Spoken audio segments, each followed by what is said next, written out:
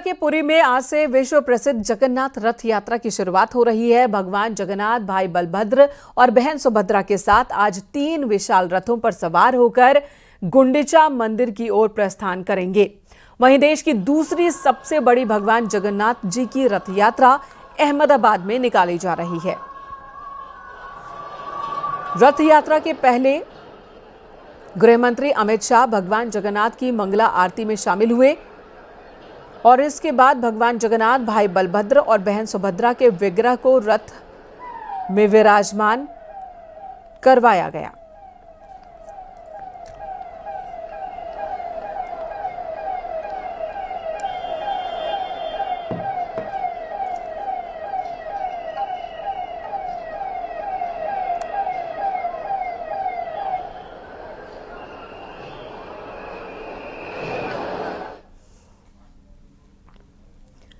CM योगी ने कानून व्यवस्था की बैठक में आगामी त्योहारों को लेकर अधिकारियों को कई आदेश दिए हैं। सीएम ने कहा कि भड़काऊ नारे, हथियार प्रदर्शन न किए जाए।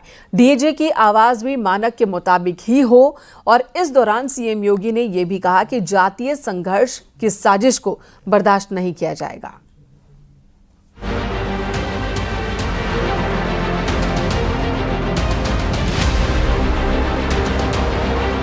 आने वाले त्योहारों को लेकर सीएम योगी ने कानून व्यवस्था की बैठक की। कांवड़ यात्रा और मुहर्रम से ठीक पहले कानून व्यवस्था को लेकर की गई इस बैठक में सीएम योगी ने अधिकारियों को कई आदेश दिए।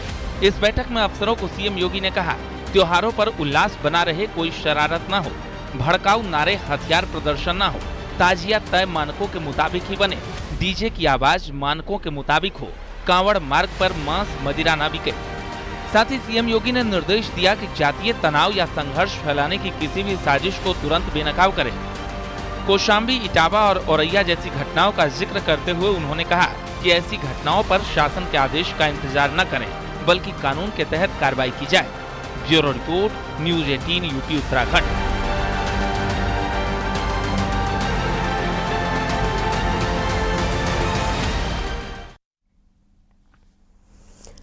सावन में कांवड़ यात्रा हर साल बड़ी चुनौती होती है, खासकर जब 4 राज्यों से तकरीबन 5 करोड़ कांवड़िए हरिद्वार से गोमुख तक पहुंचते हैं। और ऐसे में तैयारियों और सुरक्षा को लेकर जहां शुक्रवार को इंटर स्टेट मीटिंग होगी, वहीं केंद्र सरकार से 20 कंपनी पैरामिलिट्री फोर्स की डिमांड भी की गई है।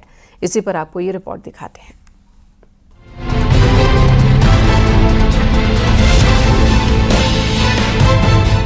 सावन में कांवड़ मेले की शुरुआत इस बार 11 जुलाई से होने वाली है, तो 23 जुलाई को भगवान शिव को जल चढ़ेगा। 13 दिन की कांवड़ यात्रा में अनुमान है कि 5 करोड़ से ज्यादा कांवड़िए हरिद्वार से लेकर गोमुख तक पहुंचेंगे। यूपी बॉर्डर से लेकर हरिद्वार, ऋषिकेश, नीलकंठ, गंगोत्री और गोमुख तक कांवड़ियों को मैनेज करना मुश्किल होता है और सबसे ज्यादा चिंता कांवड़ियों की सुरक्षा की होती है। शुक्रवार को इसी को लेकर इंटर स्टेट मीटिंग होने वाली है। गढ़वाल कमिश्नर विनय शंकर पांडे के मुताबिक कांवड़ में व्यवस्था बनी रहे और कोई विवाद न हो, इसके लिए भी सेंटर से बड़ी संख्या में फोर्स मांगी गई है। स्टेट गवर्नमेंट की तरफ से लगभग 20 कंपनी सीपीएमएफ की मांग की गई है और उम्मीद करते हैं कि मैक्सिमम हमको मिलनी चाहिए और इस सुरक्षा व्यवस्था का विशेष ध्यान रखने के भी निर्देश दिए गए हैं। साथ ही साथ इंटर स्टेट बॉर्डर की जो वरिष्ठ अधिकारियों की मीटिंग होती है, यह 27 तारीख को ऑलरेडी निर्धारित है। कांवड़ के दौरान खास तौर पर 4 राज्यों में सबसे ज्यादा कांवड़िए उत्तराखंड पहुंचते हैं, जिनमें उत्तर प्रदेश, दिल्ली, एनसीआर, हरियाणा और राजस्थान शामिल हैं। 13 दिन में हरिद्वार से लेकर गोमुख तक कांवड़ियों को थामना आसान नहीं होता। वहीं बात करें तो साल दर साल गंगा जल के लिए गंगोत्री और गोमुख जाने वाले कांवड़ियों की भी संख्या बढ़ी है, तो 4 धाम के साथ पहाड़ में व्यवस्था की चुनौती है। सुरक्षा के दृष्टिगत जो पॉइंट्स हैं, डिफरेंट पॉइंट्स, वहां पर पुलिस का व्यवस्थापन किया जाएगा। इसके अतिरिक्त डाक कांवड़ के दौरान जो ट्रैफिक का डाइवर्जन होता है, उसके संबंध में भी समय से अवगत कराया जाएगा। इसके अतिरिक्त जो हमारे लैंडस्लाइड जोन्स हैं और ट्रैफिक के जो पॉइंट्स हैं, जहां पर कि पुलिस का हम लोग डिप्लॉयमेंट करेंगे। कांवड़ मेला जहां आस्था से जुड़ा है, वहीं मेले की आड़ में हुड़दंग का भी बड़ा डर रहता है। कई बार जल भरने से लेकर डीजे बजाने पर झगड़े और मारपीट की नौबत आ जाती है, तो कई रूट पर ट्रैफिक डाइवर्जन के बावजूद जाम लगता है। यही वजह है कि यूपी बॉर्डर से गोमुख तक पुख्ता सुरक्षा व्यवस्था की जा रही है ताकि कांवड़ मेले के चलते दूसरी मुश्किलें खड़ी ना हो। देहरादून से न्यूज़ 18 के लिए दीपांकर भट्ट की रिपोर्ट।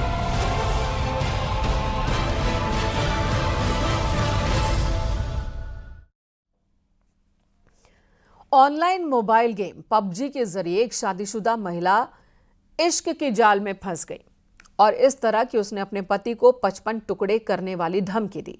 महिला ने अपने पति को धमकी दी और साथ ही 1.5 साल के मासूम बेटे को छोड़कर वो अपने प्रेमी के साथ फरार हो गई। इसी पर आपको ये रिपोर्ट दिखाते हैं।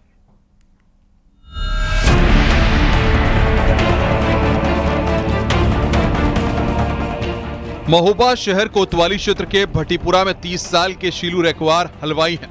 साल 2022 में उनकी शादी बांदा के मटौद निवासी आराधना से हुई थी।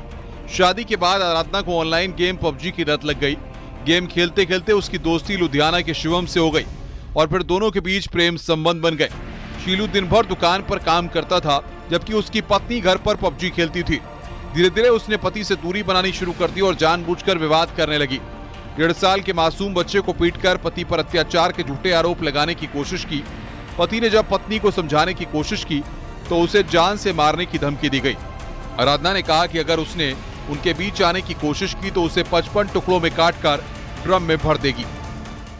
पत्नी आराधना जो पबजी गेम खेलती है, एक साल 2 महीने से गेम खेलती रहती है, पबजी और 3-5 उसी से ही कनेक्ट हुआ है। आज भी वहाँ पे आ चुका है। हमने कल कंप्लेंट करी है दीदी, लड़का हाजिर हुआ था। साफ कह रही है, घर वाली भी कह रही है इसी के संग जाने का है। डरे सहमे पति ने फिर भी अपने रिश्ते को बचाने की कोशिश की, लेकिन बीते रोज अचानक 900 किलोमीटर दूर से पत्नी का प्रेमी शिवम उसके घर पहुंच गया और जमकर हंगामा किया। आराधना ने प्रेमी के साथ जाने की जिद ठान ली। हालात इतने बिगड़े कि शीलू ने अपनी जान की सलामती को देखते हुए कोतवाली में शिकायत दी। पुलिस ने प्रेमी शिवम का शांति भंग में चालान कर दिया, लेकिन आराधना ने पति और मासूम बेटे को छोड़कर शिवम के साथ जाने का फैसला कर लिया। ऐसे में पति शीलू ने अपनी जिंदगी की खातिर पत्नी को प्रेमी संग जाने दिया। कभी एक बार एक ड्रम में काट के फेंका था, मैं ऐसे काट के फेंकूंगी कि तुम्हें कोई पहचान नहीं बनना है, इस तरह से फेंकूंगा काट के। इतने टुकड़े करने के तो कोई पहचान नहीं पाओगी तुम। ये पहली बार निकला ड्रम में जो केस निकला था, उससे ज्यादा ही तुम्हारे संग हादसा करूंगी, जिससे मुझसे स्वयं गई थी। कितने टुकड़े करने के लिए कहा? ये 55 टुकड़े करने के लिए कहा था उसने। ये घटना न सिर्फ परिवार के बिखरने की दास्तान है, बल्कि ये भी चेतावनी है कि ऑनलाइन गेम की लत कैसे जिंदगी में जहर घोल सकती है। पुलिस फिलहाल मामले की जांच कर रही है और पीड़ित पति ने अपने बच्चे के साथ रहने का फैसला किया है। मनोज ओझा, न्यूज़ 18 महोबा।